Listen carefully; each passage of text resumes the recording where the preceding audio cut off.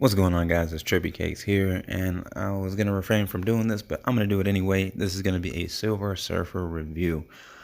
Full disclosure, I'm very unbiased when it comes to Silver Surfer. Not really a big fan of him. I don't dislike him. I'm just going to tell it like it is, like I do with every single review. And like I said, in other reviews, refrain from saying my friend can do this, or I saw in another YouTube video that. I'm just telling you systematically and in game what I do not like about him. So, for starters, let's keep two things in mind. One, he's the same cost as ranking up Thanos, which everybody can agree is expensive. Taking him to level 60 alone and doing the skills and all that was 70 million, I think. Might have been more than that. I wouldn't really be surprised if it was because I stopped paying attention after a while. And then the other thing is, he's a native tier 2. So naturally, native tier 2s are supposed to have higher stats, better damage, all that other kind of stuff, hence them being more expensive and, more exclusive. So I tried out a couple of different things on them. Right now, I left the regeneration on him, which I'm probably going to take off because I'm going to give it to somebody who's probably more useful to me. Um, so when it comes to his skills on paper, he looks like he's got an awesome skill set. But the fact of the matter is there's a targeting issue because, one, they didn't give him Pierce, even though all of his skills are very PvP oriented. There's no Pierce there. So then the other thing about that is a lot of these skills, the AI can escape from them. So you could be mid like animation, and since there's a gap, Gene or whoever else you're fighting can slip out of that and it'll look like you're not doing damage at all because you're not, because they got out of the skill. That's kind of a problem. That's actually a very big problem. I think a little bit more, TLC and, actually just doing more than throwing a bunch of numbers and paragraphs on his skill set would have probably set him up for, for much better success. So as of right now, I'm thinking destruction. Because I was talking with a friend of mine. Destruction's probably the best bet since he does like that piercing ability, and that would make his kit more dangerous because it would actually be able to land. But in a general, I'm not very impressed with his overall damage anyway. So I mean, I I don't see myself building him up to 70.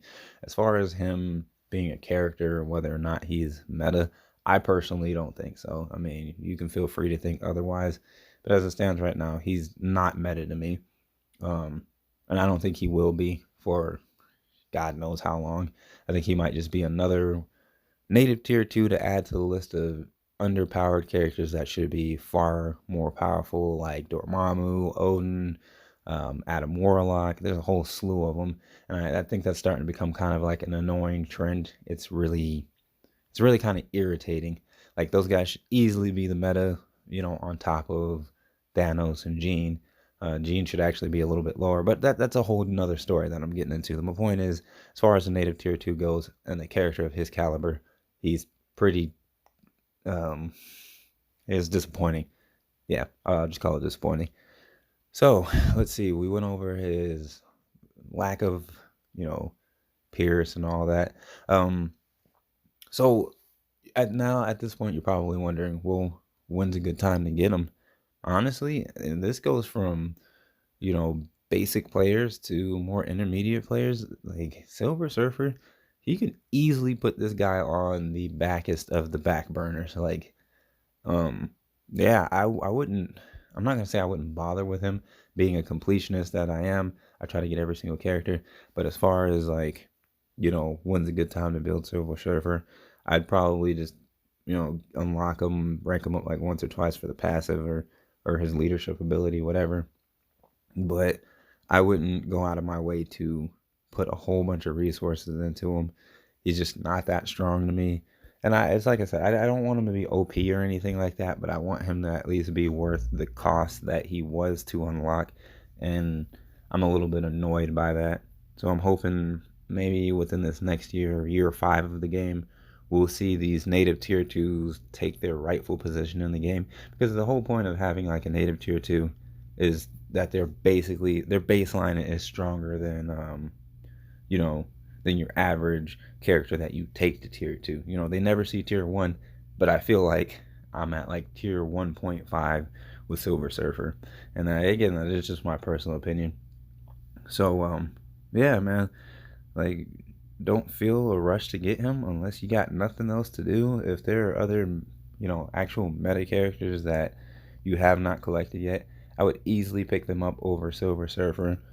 And I know somebody's gonna say, well, you didn't even rank him to 70. That's kind of hypocritical that you tell people that they should rank them up.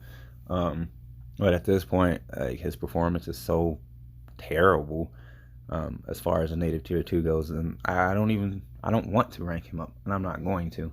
I'm gonna save my gold and my other resources, and like I said, guys, it's entirely up to you. If you're just a fan of Silver Surfer, then go for it. But otherwise, you can live without him, and I stand by that word. Um, you can quote me later on if he gets better for some reason, like with a micro buff or something like that. Then I'll be like, hey, well, it looks like he got buffed because he sucked ass. Sucked really horrible when he first came out. Anyway, let me know what you think. Like, subscribe, comment. It's Trippy, and I'll check y'all later.